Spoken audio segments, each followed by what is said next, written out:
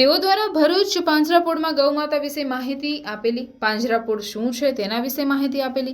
આ પ્રસંગે Bharuch પાંજરાપોળના managing trustee બિપિનભાઈ Bhatt, સહદ્રષ્ટિ મહેન્દ્રભાઈ સાંસદ, સભ્યના પીએ તથા ભાજપના જિલ્લાના આગેવાન મહેશભાઈ મિસ્ત્રી, ભાજપના ઉપપ્રમુખ મુકેશભાઈ વસાવા, આગેવાન સુભાષભાઈ વસાવા, રાજેશભાઈ ચૌહાણ વગેરે હાજર રહ્યા હતા।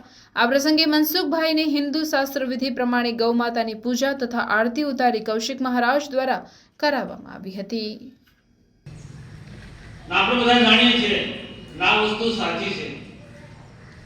એક ધરતી માતા છે જેને ધરતી માતા કહીએ છીએ, અને આપણી માં જન્મ દેનારી માતા એને આપણે માતા કહીએ છીએ, અને પશુઓમાં ગાયને આપણે માતા કહીએ છીએ। બીજા કોઈ પશુને આપણે માતા કહીએ છીએ?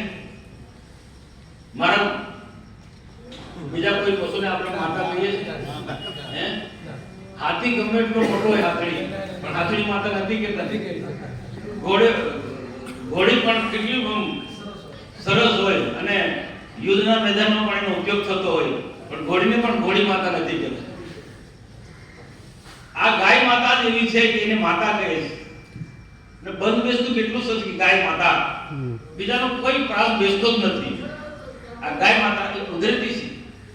ગાય માતાનો એ શાસ્ત્રોમાં પણ જબરદસ્ત મોટો ઉલ્લેખ છે, અને એમ કહે છે કે કેટલીક ગાયોમાં પણ ઉચ્ચ કોટીની જે ગાયો હોય છે, જેને કામ જેનું ગાય કહેવાય, એને માગો તે ઋષિમુનિઓ અને આવી ગાયો પાડતા